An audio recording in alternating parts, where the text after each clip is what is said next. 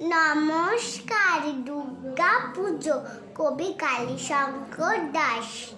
পুজোর পরে দুর্গা যখন শিবের বাড়ি ফিরলেন, দেবদেবীরা চারিদিকে সব দুর্গা মাকে ঘিরলেন।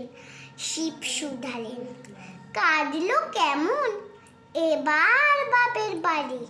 প্রশ্ন শুনে দুর্গা মায়ের মুখ হয়েছে হাড়ি।